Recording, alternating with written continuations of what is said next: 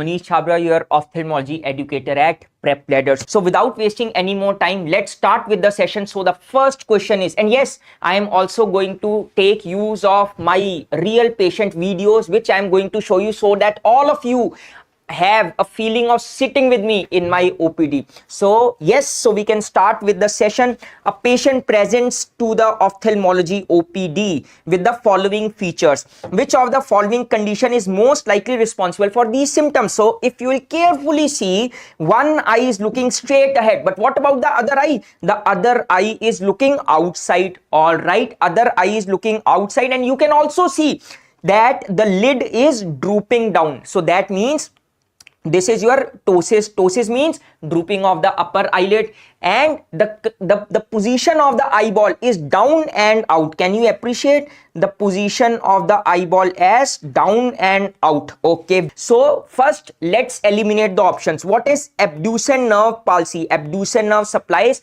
which muscle? It supplies lateral rectus muscle. If there is involvement of the lateral rectus muscle, of course the medial rectus will take the eyeball inside, so the patient will have esotropia, but here there is no esotropia, so we can clearly eliminate this option. What about optic neuritis? Optic neuritis is that there is inflammation of the optic nerve. There is inflammation of the optic nerve. If you carefully see here, this is your optic nerve. So if there is inflammation of the retrobulbar portion, intraocular portion, or even the neuroretinal rim of the optic nerve head, you can call it as optic neuritis. But just seeing on this image, can you tell whether the patient is having optic neuritis? Yes or no? No. So this can be easily eliminated. For optic neuritis to be the answer, there must be some typical features which should be mentioned, like RAPD will be there, loss of vision will be there, Uthoff syndrome will be there, Pulfrich phenomenon will be there. You already know that. Okay. What about trochlear nerve palsy? Trochlear nerve is fourth cranial nerve, and you know SO4 LR6 rest 3. So SO4 means trochlear nerve supplies trochlear nerve supplies the superior oblique muscle. Superior oblique muscle causes depression. If there is involvement of the trochlear nerve, it will take the eyeball upwards, because inferior oblique take the eyeball upwards because of the absence of the counter action of the superior oblique, which is depression. Okay, so that is also eliminated. Now the answer is 3 or C. Okay, oculomotor nerve palsy. Okay, now moving over to the second question. Now coming over to the second question. An elderly male diabetic patient, okay, came with loss of vision in the left eye associated with pain in the left eye. So we will keep on marking the keywords. So loss of vision was there, which is associated with pain. We are talking of the left eye. On examination, there is redness. Redness is there. Now visual acuity is just PL positive and IOP is raised. Okay. The patient gives a history of blurring and diminution of vision from past 1 year. The slit lamp examination is given below, so you can appreciate that this is your slit lamp examination. This is what you see, है ना? Okay. Now, which is the right diagnosis as per you? So if you will carefully see, what is the color of the lens? Color of the lens is milky white. Can you appreciate? The color of the lens is milky white, and this central part, which is nucleus, you can see that it is dropping down, and there is liquefaction of the peripheral cortex. There is liquefaction of the peripheral cortex. So where I am going? I am going towards one stage of cataract, and that is, boys and girls, your hypermature cataract. In hypermature cataract, which is Morgagni type, hypermature Morgagni's cataract, there is liquefaction of the cortex and the nucleus drops while being inside the capsular bag, as a result of which there is tears in the lens capsule. When there are tears in the lens capsule, there is release of the lens proteins in the anterior chamber, and these proteins, they are going to settle in the trabecular meshwork, and once they are going to settle in the trabecular meshwork, they are going to decrease the outflux of the aqueous humor from the anterior chamber into canal of Schlemm.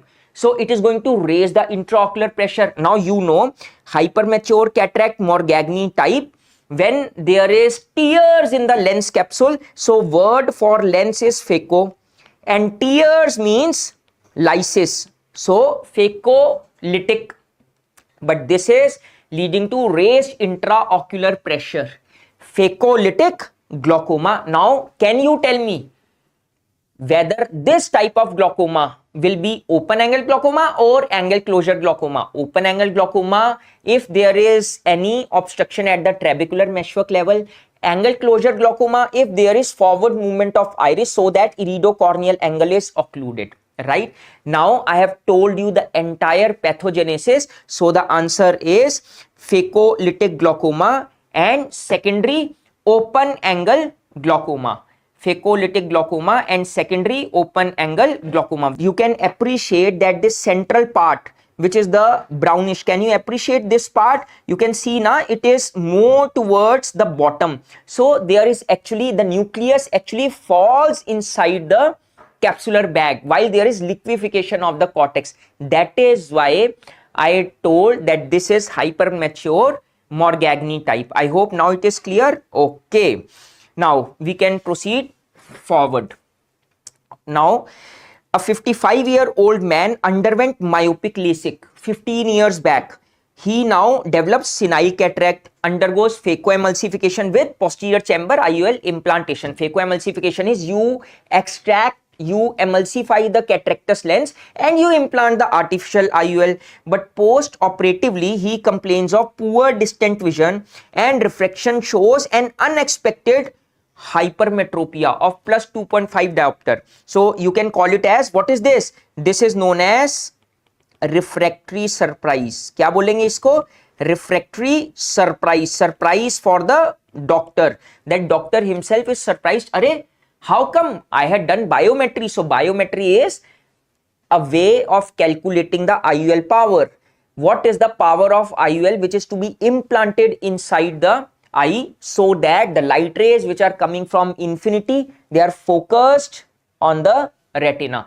But probably because of faulty biometry, the rays of lights are being focused behind the retina. That is why you require plus 2.5 to bring it back on the retina. Okay, so probably the miscalculation in the biometry was due to the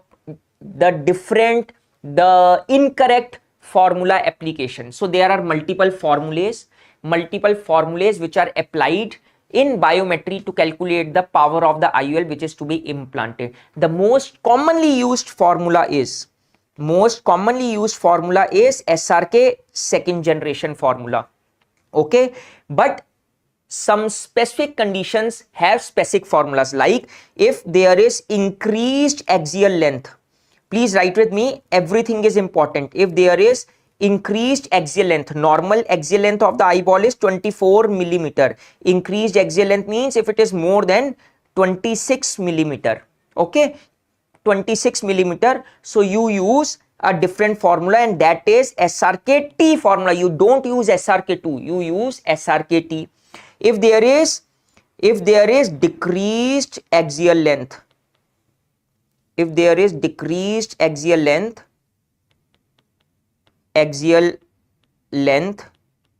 you use formula which is Hoffer Q. Decreased axial length means less than 22 millimeter. But if the patient had myopic LASIK, so then you use a formula which is Hagee's formula. So the answer is C. The answer is C, Hagee's formula. I hope it is clear. Yes. Okay. So the answer is C, which is Hagee's formula. Coming over to the next question. A 45-year-old male presents with unilateral eye pain, redness, and moderately elevated intraocular pressure of 28 millimeter of mercury. On slit lamp examination, you observe fine pigmented deposits on the corneal endothelium in a vertical spindle shaped pattern. The patient examination has symmetric trans illumination defects in the mid peripheral iris.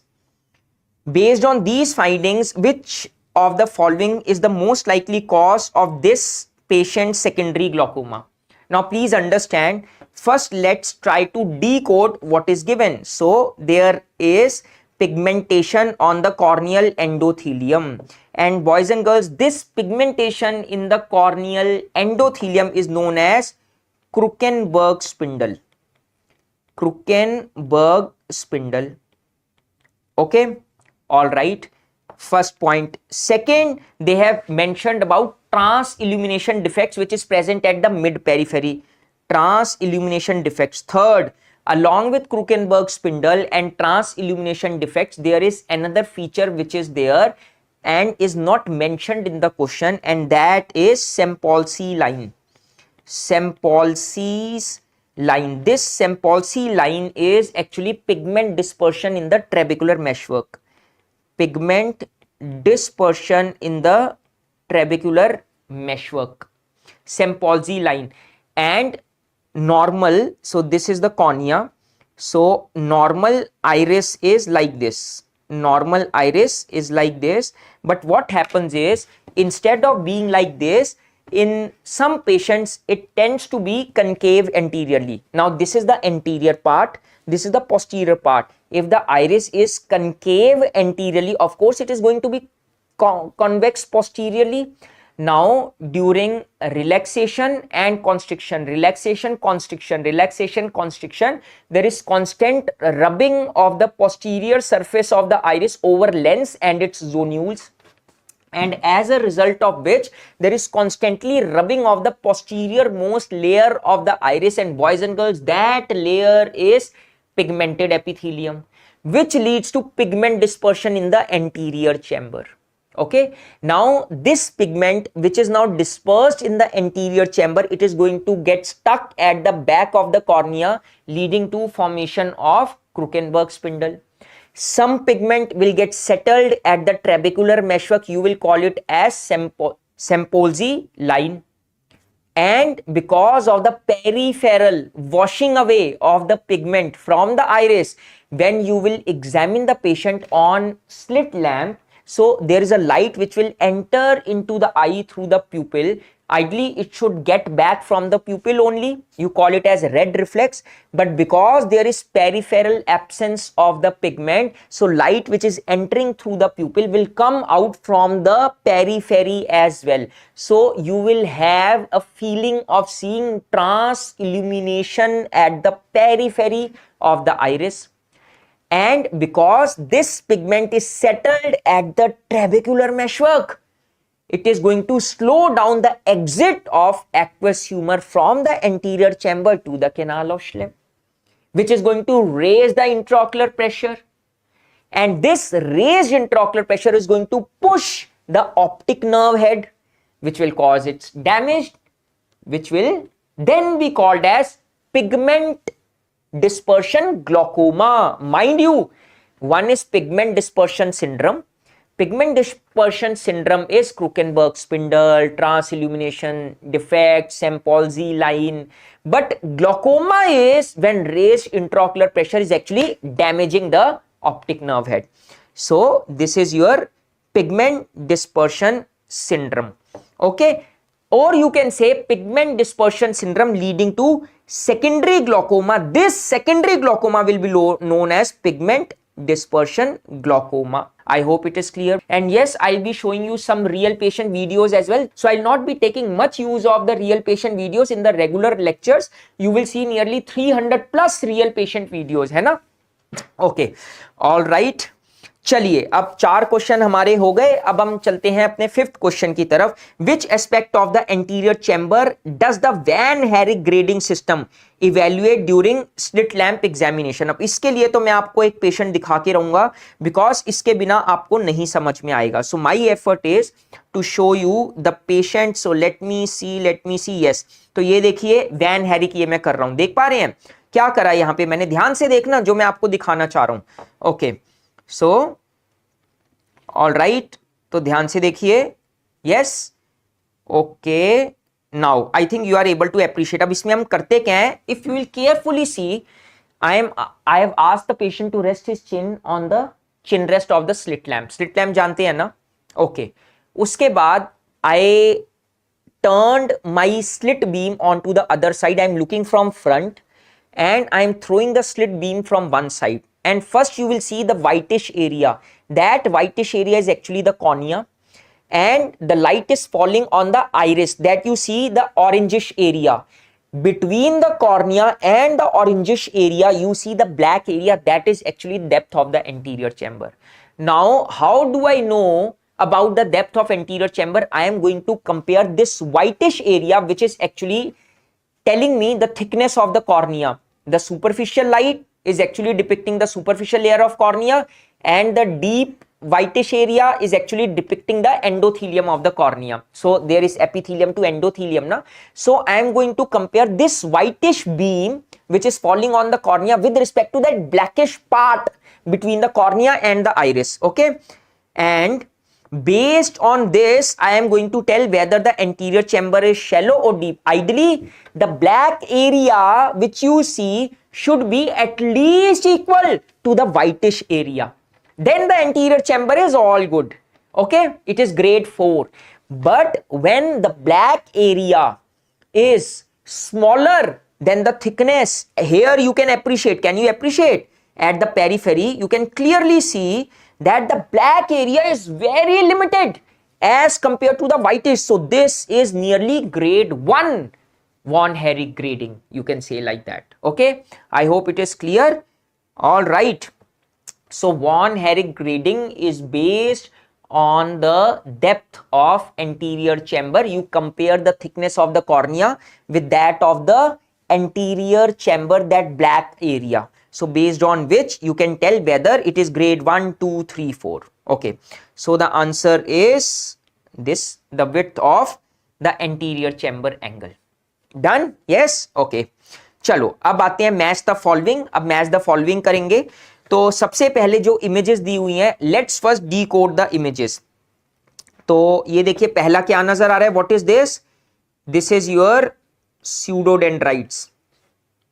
This is your pseudodendrates. Okay, all right. ये क्या नजर आ रहा है? देखो, whenever you get confused ना, always try to decode the easy images first. So फिर and में जो रह जाएंगी उनको आप कनेक्ट कर पाएंगे। pseudodendrates। और ये क्या है? ये तो क्लियर कट नजर आ रहा है। ये क्या है? ये है आपके डेंड्राइट्स। ओके, ये क्या है? Check this out. What is this? This is your fungal keratitis. Easy, fungal corneal ulcer नजर आ रहा है ना, फंगल कैराटाइटिस। अब देखो 3 डीकोड कर लिए। I am telling you the easiest way to solve such MCQs which appear to be difficult but they are not. तो पहला तो पता लग गया, इट इज pseudodendrate। तो 1 का pseudodendrate, तो 1 का C तो पक्का है, तो 1 का C तो डेफिनेट है। हमें 5th का भी पता लग गया डेंड्राइट, तो 5th का D भी डेफिनेट है। तो अब देखो इसको एलिमिनेट कर दो, इसको एलिमिनेट, सॉरी इसको एलिमिनेट करो, फर्स्ट को एलिमिनेट करेंगे एंड थर्ड को एलिमिनेट कर देंगे। अब हमारे पास या तो B है या D है। अब आगे चलते हैं। 1 का C, 5 का D। तो देखो अगर even if you don't know anything, you know 1C and 5D, you simply mark this. But चलो we need to decode other as well. So second देखोगे तो सेकंड क्या है? It is your nummular keratitis. Why nummular keratitis? If you will carefully see, these are coin shaped lesions, coin shaped lesions. Okay, so nummular keratitis. Third का B है, तो ये देखो ध्यान से देखो, छोटे छोटे, can you appreciate the small small small small dots? Can you appreciate the small dots? So these are superficial punctate keratitis. And fourth, you can easily appreciate, fourth is fungal keratitis that I just told you. So the answer is pretty straightforward. I know you may find a little difficult. Let me show you a real patient of superficial keratitis. Superficial keratitis is very important. It will actually help you connect the dots. So superficial punctate keratitis. So why superficial punctate keratitis appeared in green color? Because what you do is you stain the eye with this dye. This is sodium fluorescein dye. Okay, you stain the ocular surface with sodium fluorescein and you examine the eye under cobalt blue light. Can you appreciate? So this fluorescein dye is going to absorb blue color and is going to emit green color, which will show fluorescence, and you will see small pinpoint epithelial defects. And these defects, you call it as superficial punctate, puncta, pinpoint, superficial punctate keratitis. Okay, acha. So let me just show you pseudodendrite as well. So this is the patient of herpes zoster ophthalmicus which had come to me, and you can see that there is involvement of the left frontal nerve. Frontal nerve is the branch of trigeminal nerve only, and I am going to quickly fast forward it, and I am going to show you how the eye is stained and what do you see, because there is one image of pseudodendrite. So I am going to show you. So I am checking for what? I am checking for blink reflex. In viral keratitis, blink reflex is absent. So you can see that there is no blink, है ना? Okay, now what I am going to do is, आवाज नहीं आ रही sir, आवाज check करना एक बार. So what I am going to do is, I am going to stain the eye with sodium fluorescein. First I am going to put Paracane eye drop. Paracane has proparacaine 0.5%, right? Now I am going to put a drop of proparacaine which is going to release the dye from the strip, and I am going to touch it over the ocular surface.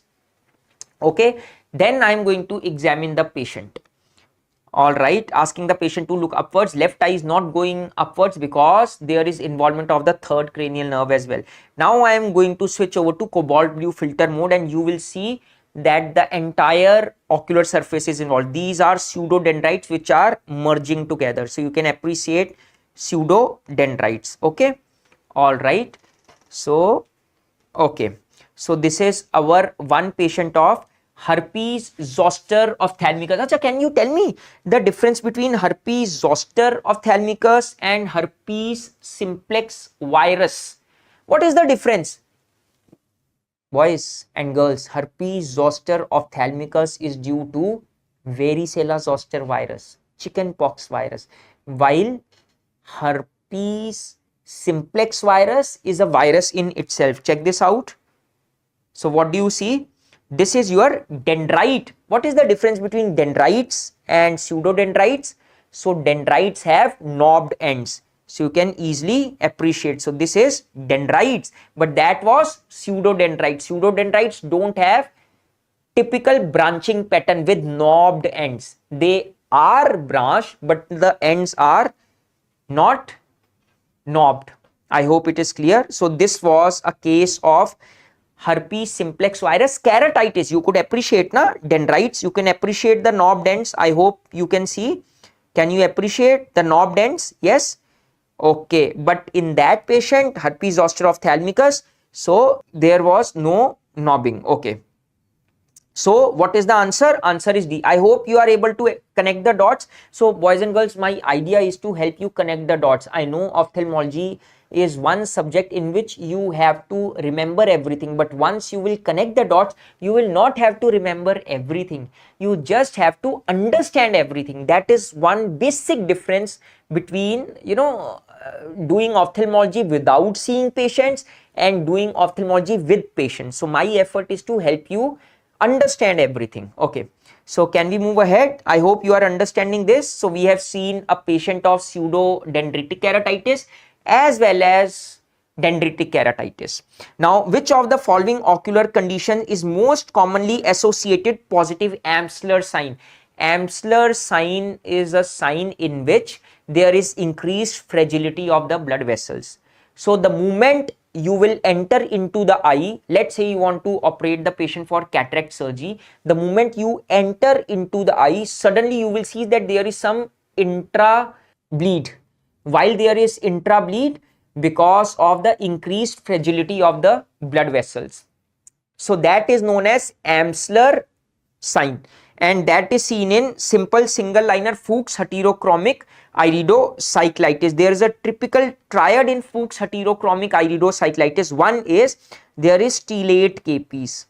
Stellate capies is that the keratic precipitates, they are spread all over the cornea, while normally in acute anterior uveitis, the capies are mostly present in a triangular pattern at the lower 1/3 of the cornea. But here you will see the capies all across the endothelium of the cornea. You call it as stellate capies. Why? It appears like stars in the sky. Second is cataract. And third is heterochromia. Heterochromia is actually due to lightening of the color of the iris. So if the patient is having one-eyed, right eye involvement is there, Fuchs heterochromic iridocyclitis, so right iris will become lighter in color. It will become lighter in color. So when you will compare the right light iris with that of left dark iris, so you can very well appreciate the difference in the color. You call it as heterochromia. So this is a triad. Now let me just also take a minute to give you some idea, because I believe that these things are something that you should know. So you will see that there are stellate capies spread all across the cornea.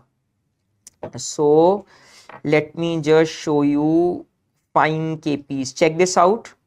So you will see, wait, just a moment. Fine capies, yeah. So just focus here and you will see that now. I think now you can appreciate small dots. Can you appreciate the small dots? Fine capies. I think you can. After that, I am going to show you mutton fat capies which are seen in granulomatous uveitis. So these are small capies. Small ni fine capies. Small capies and medium capies, they are seen in acute anterior uveitis which is non-granulomatous. Fine capies are seen in Fuchs heterochromic iridocyclitis. Ye dekho, this is the other patient. Now you will see that the capies are looking as if they are like stars in the sky. So I think you can appreciate. Yes. So I am just, you can also see that there is some cataract. Can you see that there is some whitish opacities in the lens? So this is a case of Fuchs heterochromic iridocyclitis. Okay. Now I am going to show you the mutton fat keratic precipitates. Okay. You can see small dots na. Don't confuse these dots with that of cells in the anterior chamber. If there are cells in the anterior chamber, you can actually see the cells moving in the anterior chamber. So don't confuse it with this. These are the cells in the anterior chamber. Can you appreciate something floating in the anterior chamber? Something floating like this. These are actually, however, this video is just 30-second long, but it actually took me nearly 45-50 minutes to shoot this video for you guys, so that I can give you an idea how the cells look while being in the anterior chamber. So I am going to increase the magnification and you will see the cells moving in the anterior chamber. This is the earliest diagnostic feature of anterior uveitis. Now, I hope you can appreciate the cells. So don't confuse cells with that of capies. Capies will be on the endothelium. Fixed. Keratic means cornea. P, precipitates, like the drops on the surface of the leaves that you see in the morning. Okay. Now I am going to show you the mutton fat capies. So check out mutton fat capies. Now you will be able to differentiate between stellate capies and mutton fat. Mutton fat, you will see they are deposited in the triangular pattern at the lower 1/3 of the cornea. But in Fuchs heterochromic, they are very small, or you should say pinpoint type, and they are spread all across the cornea. Here you can see that superiorly the cornea is clear. Superiorly the cornea is clear, but the size of capies are very large. Mutton fat. Is it clear? Yes, understood? All right. I'm sure that you are getting it.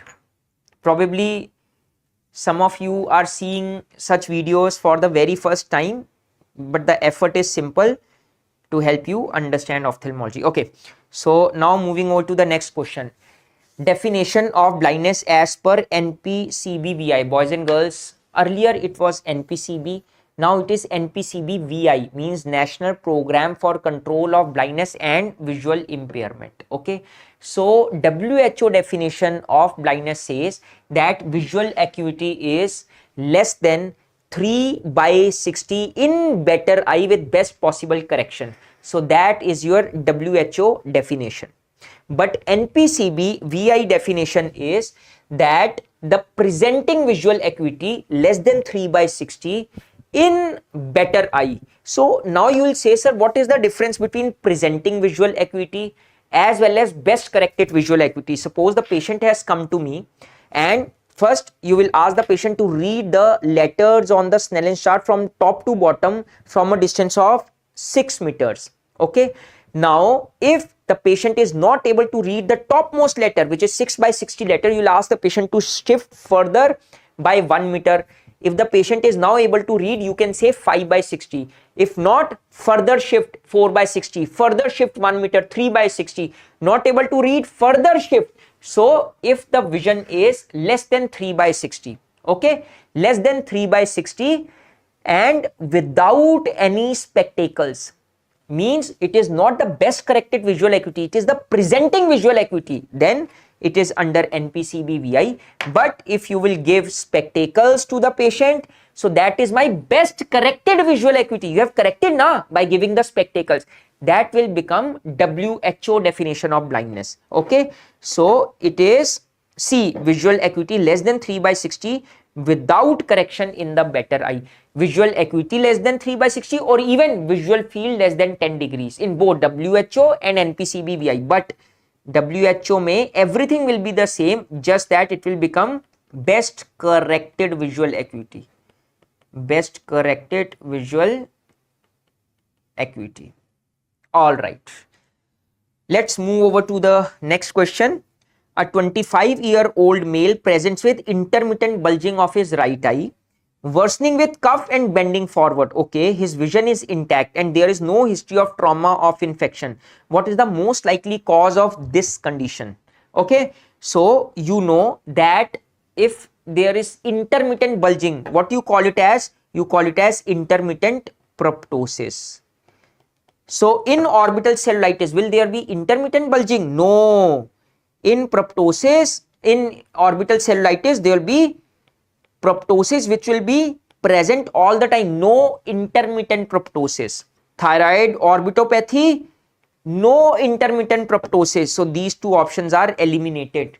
Cavernous sinus thrombosis, no intermittent proptosis. Just on the basis of this. So the answer is orbital varix. So what happens is there are varices behind the eyeball when the patient lies in prone position. So blood gets collected here, it pushes the eyeball forward, so there is proptosis. But when the patient lies supine, the blood gets drained and the eyeball goes back into the orbit. The eyeball goes back into the orbit. Acha, since we are talking of proptosis, can you tell me that in which disease, in which condition you see pulsatile proptosis? Pulsatile proptosis, have you heard of this? There is hardly one patient in a million that you will ever receive while doing your OPD. And I am going to show you this patient. Check this out. This is your pulsatile proptosis. There is forward, backward, forward, backward movement of the eyeball. Now, can you tell me pulsatile proptosis is seen in which condition? Very important. Yes, quickly. Yes, cavernous sinus fistula. Cavernous sinus fistula with which vessel? Can you tell me? Can you tell me? Yes, quick. I'm sure you are going to tell me. I'm sure you are on the right track. Yes, very good. Yes, keep trying. See, consider this as your virtual classroom and this is your virtual OPD. Carotid cavernous fistula causes pulsatile proptosis. Acha, what are the other conditions of pulsatile proptosis?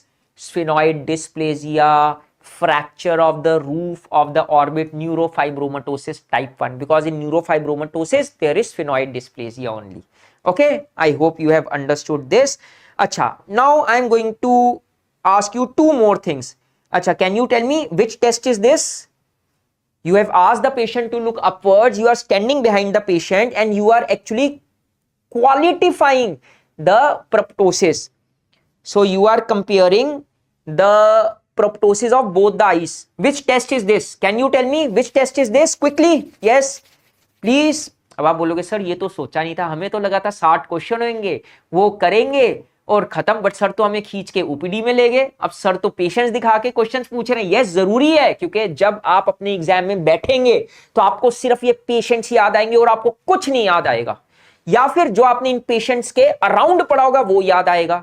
तो मेरा effort सिर्फ इतना है कि आपको सब कुछ याद आ जाए अपने एग्जामिनेशन में और आप बहुत अच्छे नंबर लेकर आए और आप यहाँ पे हमें पार्टी खिलाएं, है ना।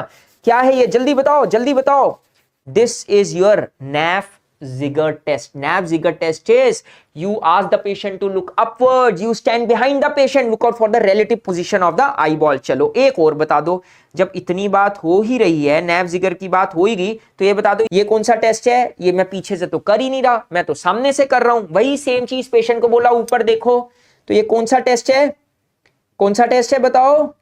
यस, ये भी एक टेस्ट है। चलो एक और दिखा देता हूं आपको टेस्ट, ये भी बताओगे कौन सा टेस्ट है। इसको थोड़ा आगे करेंगे, इसको थोड़ा आगे करेंगे। अब आप मुझे बताएंगे कौन सी आंख में प्रोप्टोसिस है और ये कौन सा टेस्ट है। यस, वेरी गुड डॉक्टर लक्ष्य, that is worms eye view. अब इसमें quickly focus here and let me know which I has proptosis. This is your worms eye view, which I has proptosis. Can you appreciate worm's eye view? If I do the same while standing behind the patient, that will be Naf-Ziger test. This is your, yes, very good, right eye has proptosis. And boys and girls, you cannot measure this way, na. So this is qualitative method of assessment of proptosis. But if I want to quantify, then there is something else which we are going to discuss in due course.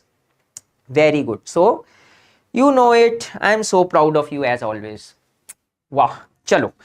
Going over to the 10th question. Match the following refractive prescriptions with their corresponding types of astigmatism.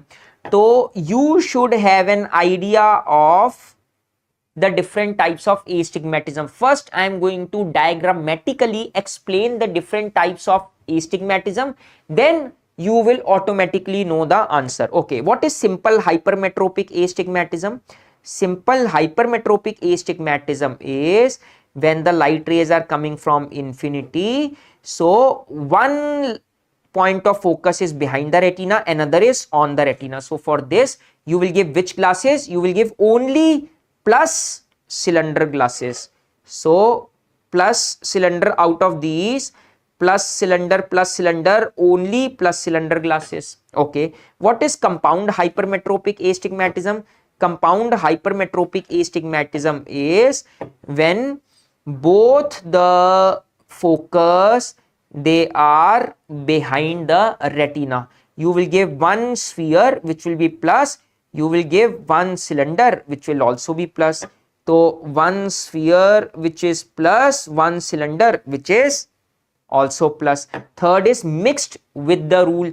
Now what is the rule? The rule says that vertical curvature should be more than horizontal curvature, and mixed means that one focus is in front of the retina, another focus is behind the retina. Let's decode this. Okay, so one focus is behind the retina, another focus is front. That means one power should be plus, another should be minus. What do you understand by with the rule? With the rule means vertical curvature is more, and you know that power is directly proportional to curvature, which is inversely proportional to focal length. Okay, now when I say with the rule, that means there has to be minus power, because minus glasses are divergent. So more anterior to the retina point of focus is, more high concave glasses you will be giving, isn't it? है ना? So -2 diopter sphere, and one lies behind the retina, another is automatically plus. Okay, so this is mixed with the rule. Compound myopic means both the light rays are in front of the retina, so you will give minus minus minus minus, and mixed astigmatism against the rule is that you will give less minus and further you will give more plus. So against the rule means when the horizontal curvature is more powerful than the vertical curvature. So on the horizontal curvature, so you can easily appreciate that if this is the option, I am just transposing this. So here I am writing it here. Okay, so first -1 diopter is sphere. Okay, all right, so -1 because sphere is going to act both at x-axis and y-axis. You are giving +2 diopter cylinder extra at 90 degree. So if you will give +2 diopter cylinder extra at 90 degree, so it is going to act where? It is going to act in the x-axis. So net and net resultant will be +1. So -1 at the y-axis, -1 at the y-axis, and +1 at the x-axis. But yahan against the rule, we are talking of against the rule and mixed astigmatism. So automatically the best answer is A only. I hope it is. Yes, Dr. Gaurav, you are absolutely correct here. Okay, but actually speaking, that this +2 diopter cylinder at 90 degree, if we'll take it as the same option, so +1 at x-axis, -1 at y-axis. I told you power is directly proportional to the curvature, which is inversely proportional to the focal length. As per this, it is actually with the rule. So this sign with 90 degree is incorrect. It should be with 180 degree. So that was the actual mistake which was there in the INI exam, but we had put up the same question. Yes, but based on the options provided, the only option which goes well with this is A option. I hope it is understandable, because +1 means you are giving plus glasses at the horizontal axis. So plus glasses means the point of focus is behind the retina, while at y-axis the point of focus is anterior to the retina. So focal length at y-axis is less than the focal length at x-axis. So that means the power at y-axis is more than the power at x-axis, which is actually with the rule, but they are talking of against the rule. So against the rule is valid when the power at x-axis is more than the power at y-axis. Okay, I hope now it is well understood. Going over to the 11th question. A 45-year-old patient presents with vertical diplopia that worsens when looking down, especially while walking downstairs. Examination reveals weakness in intorsion, depression, and abduction. So for that, we need to know about the action of the extraocular muscles. The easiest way to remember is superior are intorters, inferior are extorters, oblique are abductors, and rectus are adductors. Okay, all right. Which muscle and cranial nerve are most commonly affected? So when the patient is having diplopia by looking downwards, that means the eyeball, one eye is going down, another eye is not going down. Yes, when I say that another eye is not going down, which are the depressors? There are two depressors. One is the inferior rectus, another is the superior oblique. So probably either superior oblique is involved or inferior rectus is involved. Okay, now the same muscle involvement causes weakening in the intorsion and abduction as well. And you know, oblique are abductors, superior are intortors. So the answer is pretty straightforward. Superior means intorsion is affected, oblique means abduction is also affected. So if you will connect all these dots along with the information provided, you know it is superior oblique and it is supplied by fourth cranial nerves, SO4, LR6, REST3. A 40-year-old woman presents with a 3-week history of difficulty in vision in her left eye, along with persistent headaches and occasional eye pain. She also reports trouble in color perception. Okay. And fundoscopic examination reveals the findings shown in the image. What is this? This is a typical macular star. This is a macular star. Okay. And you can appreciate that the disc margins are non-defined.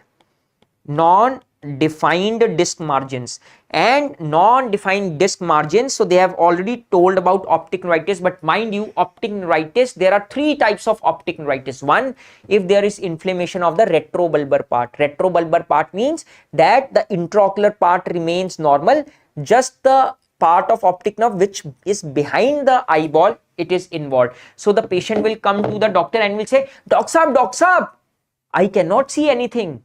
The doctor will ask the patient to sit. The doctor will do his fundus examination. This is the direct ophthalmoscope. The doctor will do the fundus examination and doctor will see everything appears normal because there is involvement of the retrobulbar part. And the doctor will say, patient, I also cannot see anything. Means the fundus examination is absolutely normal. But because there is involvement of the optic nerve, there will be RAPD, no doubts about it. So disc edema will be absent in retrobulbar neuritis. So you need to eliminate this. What about papilledema? Boys and girls, papilledema is bilateral disc edema due to raised intracranial tension, and there is no effect on the optic nerve. There is no disc chromatopsia, means no loss of color perception. There is no loss of vision in papilledema. So this is also eliminated. Now we are left with either papillitis or neuroretinitis.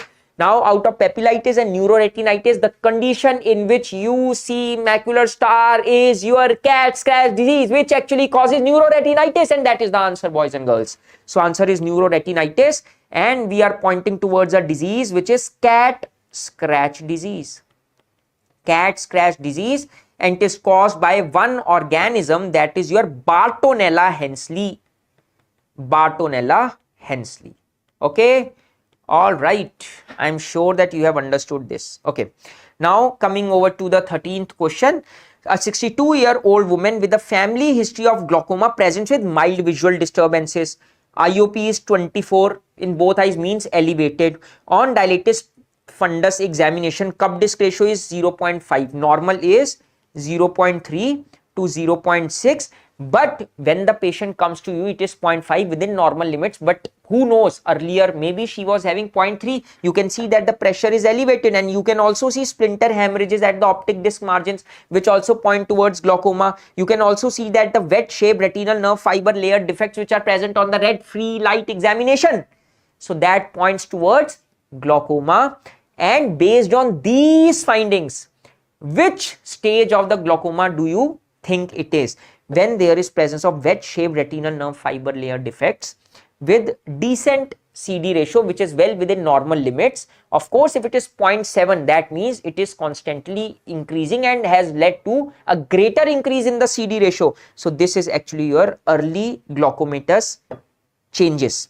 Advanced, you will see other disc features like laminar dot sign. Laminar dot sign is seen, bayoneting sign is seen. Okay, bayoneting sign, and CD ratio will be high, 0.9 or maybe 1, near total cupping. Okay, glaucomatous optic atrophy is the irreversible loss of vision when there is total cupping. There is total cupping. Again, total cupping means CD ratio will become 1, but here it is given 0.5, so it is eliminated. It is also eliminated physiological cupping. If there is physiological cupping, why there will be retinal nerve fiber layer defects?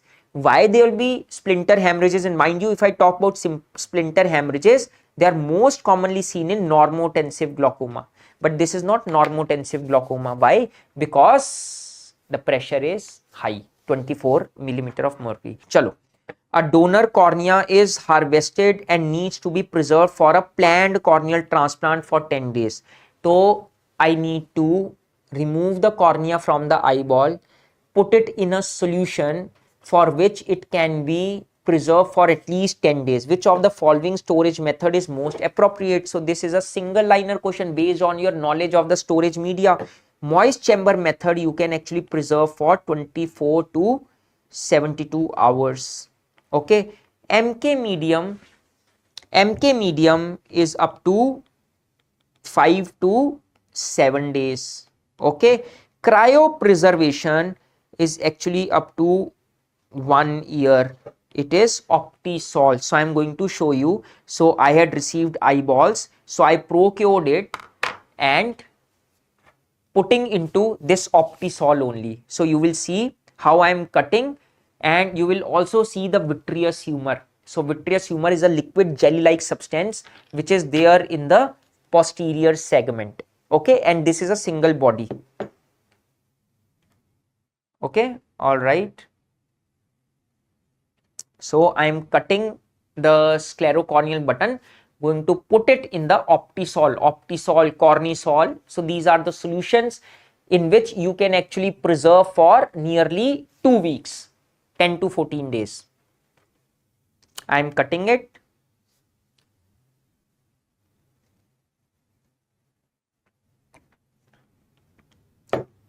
All right.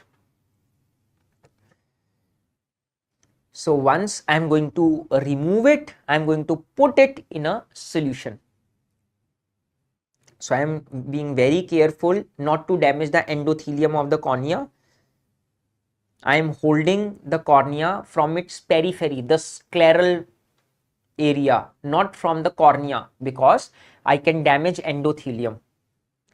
Now this is the Cornisol, similar to Optisol, this solution. Okay, all right.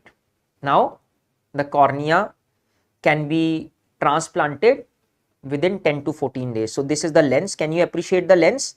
This is the eyeball dissection video. Can you appreciate the lens? Okay, this is biconvex and it appears slightly yellowish. That means the cataract had started developing in this patient. Okay, now fast forwarding it, I am going to show you the vitreous humor. Can you appreciate the vitreous humor? I understand the video is slightly gross, but it is very important for you guys to understand. So this is the vitreous humor. Now you will see vitreous humor. So this is the vitreous humor. Why do we call vitreous humor as vitreous body? Because you can appreciate that on the palm of my hand, it is behaving like a single body. It is liquid jelly, but it is not free flowing. This is a single body. Okay. All right. So this is about your cornea preservation, Optisol. Now, a 58-year-old patient presents with visual disturbances. Neuroimaging reveals a lesion in the temporal lobe affecting the inferior optic radiations.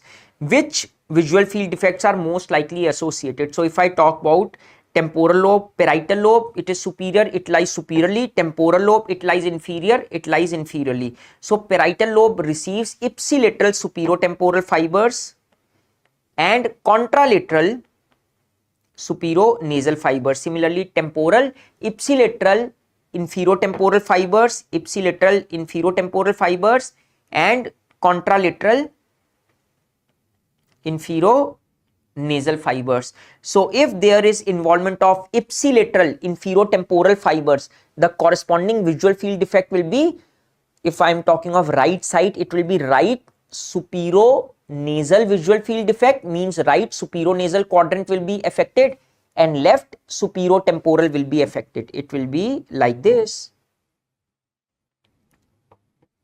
It will be like this. So it appears like a pizza slice in the sky. You call it as pie on sky, or you can say superior homonymous quadrantopia. Understood? Easy? Very good.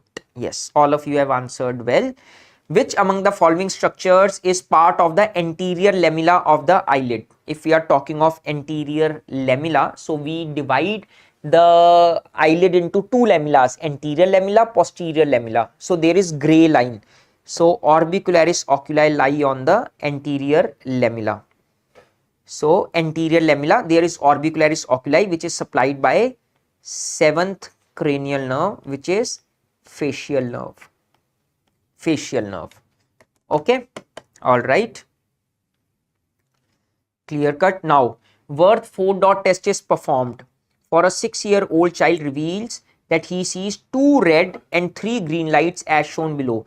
Based on the test result, what is the most likely diagnosis? For this, I am going to take help of a chart and I am going to show you red green color filter. So that will make the concept pretty easier for all of you. चलो everyone ready, पहले देखते हैं इसमें हम worth 4-डॉट test समझेंगे. देखो, bye convention the red filter is placed in front of the right eye. The green filter is placed in front of the left eye. The purpose of red filter is to only allow to see red dots as well as the white dot which will appear red because of the placement of red filter. The purpose of green filter is to only able to see the green dots which you see here, the green dots and the white dot which will appear green because of the placement of green filter. So if you will see from both the eyes together, from the red eye you are going to see this dot and this white dot which will be appearing red. So I am going to see 2 red dots, and with the help of this green filter in front of the left eye, I am going to see 2 green dots and this white dot which will be appearing of that of green color. So if my brain is going to fuse both the images, what I am going to see? I am going to see this palette which will be 1 red dot, 2 green dots and 1 white dot which will be seen red from the right eye, green from the left eye, collectively red green, or should I say orange colored dot. Have you understood this? Now, if the patient is having right esotropia, means the right eye has turned inside. If the eyeball has turned inside, so the 2 red dots which were earlier being projected on the fovea, because the eyeball has turned inside, they will start getting projected on the nasal retina. When they will start projecting on the nasal retina interprets the image from the temporal side. It will send the signal to the brain that these 2 red dots, they are not right in the front, but they are actually onto the temporal side. So the patient with esotropia is actually going to see something like this. Is it understandable? Or even if there is left esotropia, the 3 green dots, they will be pushed onto the same side, same image, E1. But if there is exotropia, the 2 red dots will be formed onto the temporal retina, but temporal retina interprets the image from the nasal side. So you will see 2 red dots shifted onto the nasal side. So this is seen in exo and this is seen in ESO. Have you understood this? Now getting back to our question. So you can see that there are 2 red dots. So mind you that the dots which are made, the dots which are present here, they are as per the patient's view. So you can see that the red dots have been shifted onto the temporal side. It tells you that of course the eyeball must have moved inside such that now the nasal retina is being stimulated, which has shifted the 2 vertical red dots onto the temporal side. Okay, so and ideally if the patient is having binocular single vision, means the patient is not having diplopia, the patient will see 2 green dots, 1 red dot and 1 red green dot or orange dot. But here the patient is seeing 5 dots now. So probably the two images are falling on non-corresponding points on the retina. That actually tells me that the patient is having diplopia. So what is the answer, boys and girls? Waiting for your answers quickly. What is the answer? So it is diplopia. Okay, it is diplopia.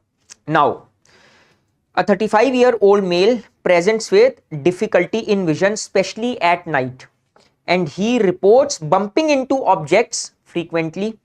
Upon examination, he is found to have tunnel vision, and the fundus reveals no abnormalities in the posterior pole. Okay, which of the following is most likely responsible for his symptoms? Posterior pole is okay. Posterior pole means the centermost part of the retina. Okay, posterior pole. So macula lutea they are talking of, it is the centermost part, eliminated.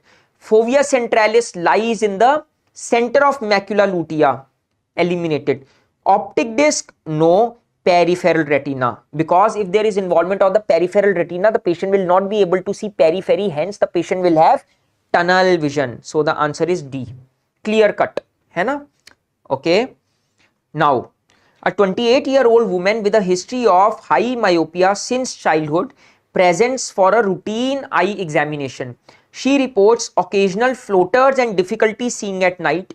On fundus examination, the ophthalmologist notes a tilted optic disc, peripapillary atrophy, and a myopic crescent. So these are the features of high myopia.